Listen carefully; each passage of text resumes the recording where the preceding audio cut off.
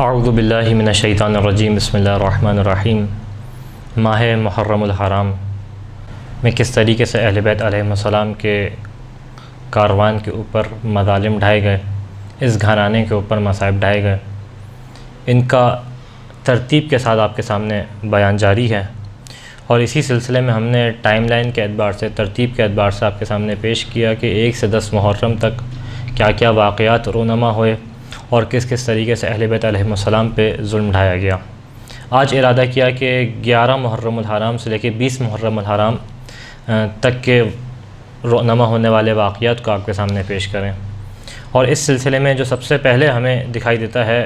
وہ ہے شب 11 محرم الحرام، کہ جسے ہم شام غریبہ کے نام سے بھی یاد کرتے ہیں، کیونکہ یہ وہ شام تھی اور یہ وہ شب تھی کہ جس میں اہل بیت علیہ السلام کی خواتین مدینے سے دور ایک بیابان میں تنہا تھیں۔ ان کے مردوں کو مار دیا گیا تھا اور ان کے اوپر وہ ظلم کا عالم تھا کہ کبھی کسی جانب سے حکم ہوتا تھا کہ خیموں کو جلایا جائے، بیویاں اپنی چادروں کو بچا کے خیموں سے باہر نکلتی تھیں، جلتے ہوئے خیموں سے۔ ہاں، لیکن تاریخ نے اس شب یہ بھی منظر لکھا کہ جب تمام بیویاں خیموں سے باہر نکل رہی تھیں، وہ بی بی جو محافظ امامت تھی، حمید ابن مسلم کہتا ہے کہ میں نے دیکھا کہ علی کی بیٹی زینب کبھی ایک خیمے کے اندر جاتی ہے پھر باہر آتی ہے، باقی بیویوں کی طرح باہر نہیں نکل رہی تھیں۔ کہتا ہے میں نے سوال کیا ہے شہزادی آپ باقی بیویوں کی طرح باہر کیوں نہیں آ جاتی؟ کہا کہ ایک بیمار ہے جس کو ہم نے سنبھالنا ہے، جس کا خیال رکھنا ہے۔ تو تمام بیویاں باہر نکل رہی تھیں، خیموں کو آگ لگا دی گئی، یہاں تک کہ حکم جاری ہوا کہ لاشوں کو پامال کیا جائے اور گھوڑوں کو ایک اس انداز سے دوڑایا گیا کہ دائیں جانب کی سواریاں بائیں جانب دوڑیں، بائیں جانب کی سواریاں دائیں جانب دوڑیں، اور دشت نینوا میں پسلیوں کے ٹوٹنے کی صدا بلند ہوئی۔ یہ وہی شب تھی کہ جس میں حکم جاری ہوا کہ بیویوں کی چادروں کو چھین لیا جائے، اور یہ حکم جاری ہونا تھا کہ اس کے بعد جو ہے وہ فوج اشقیہ نیزوں کی انی سے بیویوں کی چادروں کو چھینتی تھیں۔ بس تاریخ بیان کرتی ہے یہ شب اہل بیت علیہ السلام کی عورتوں کے اوپر بڑی سخت شب تھی۔ بچے سواریوں کے نیچے آ کے کچل دیے جاتے تھے، مائیں گریا کرتی رہ جاتی تھیں، اور یہی وہ شب تھی کہ جس دن سر امام حسین علیہ السلام کو خولی لعین کے ہاتھ دیا گیا، اور یہ لے کے اپنے کوفے میں اپنے گھر آیا، اور گھر میں آنے کے بعد بڑی بے دردی کے ساتھ اس نے سر کو تنور کے اندر رکھ دیا۔ اور پھر ایک طویل روایت ہے کہ جس طریقے سے جو ہے وہ خولی کی زوجہ نے دیکھا کہ ایک نور ہے جو اس کے گھر میں تنور سے بلند ہو رہا ہے آسمان کی جانب، اور ایک طویل روایت اس کے علاوہ۔ پھر 11 محرم الحرام آتی ہے۔ یہ وہ دن تھا کہ جس دن اہل بیت کے قافلے کو کربلا سے کوفے کی جانب رواں کیا گیا، لیکن دن کے آغاز میں نہیں کیا گیا۔ پورا دن اس قافلے کو دھوپ کی تپش کے اندر رکھا گیا، یہاں تک کہ خود یزید کے لشکر والے چھاؤں میں ہوتے تھے، کوفے کے لشکر والے چھاؤں میں ہوتے تھے، لیکن اہل بیت کی عورتیں اور اہل بیت کے بچے دھوپ میں، ان کے چہرے دھوپ سے جھلس رہے ہوتے تھے۔ یہاں تک کہ دوپہر کا وقت آیا اور دن کے درمیان حصے کا وقت آیا، اور اس موقع پہ حکم ہوا کہ قافلے کو جو ہے وہ کوفے کی جانب رواں کیا جائے۔ اچھا، جب کوفے پہنچ گیا اس کے بعد بھی اس قافلے کو جو ہے وہ کوفے کے اندر داخل ہونے کی اجازت نہیں دی گئی۔ کہا گیا کہ ابھی شہر سجایا جا رہا ہے، ابھی جو ہے وہ تماشائیوں کو بلایا جا رہا ہے، ابھی لوگ تماشا دیکھنے تیار ہوں گے، اس کے بعد اجازت ملے گی۔ یہاں تک تاریخ بیان کرتی ہے کہ پوری رات یہ قافلہ جو ہے وہ کوفے کے دروازے کے باہر انتظار کرتا رہا، لیکن اندر آنے کی اجازت نہیں ملی۔ حسین کے بچے بڑی بے چینی کے عالم میں، بڑے کرب کے عالم میں کوفے کے دروازے کے باہر کھڑے رہے پوری رات۔ اور یہ وہی 11 محرم الحرام وہی دن تھا کہ جس دن سر امام حسین کو ابن زیاد کے سامنے پیش کیا گیا، اور جیسے ہی ابن زیاد کے سامنے پیش کیا گیا تو ابن زیاد نے تمام کوفے والوں کو بلایا اپنے دربار، اور دعوت نامہ، ایک عمومی دعوت نامہ دیا اور دربار کو سجایا گیا، تمام کوفے والے موجود تھے، اور اس موقع پہ یہ ظالم چھڑی کے ساتھ فرزند رسول کے سر کی توہین کرتا تھا، دندان مبارک پہ چھڑی مارتا تھا اور ہنستا تھا۔ یہ ظلم تھا جو اس دن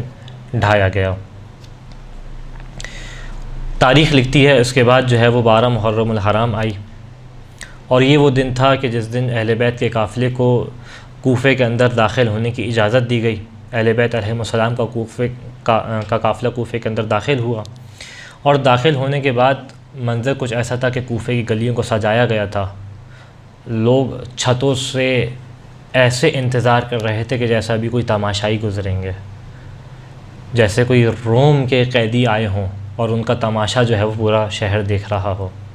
اس انداز سے گلی کو سجایا گیا تھا، اس انداز سے لوگ چھتوں کے اوپر کھڑے منظر کو دیکھنا چاہ رہے تھے،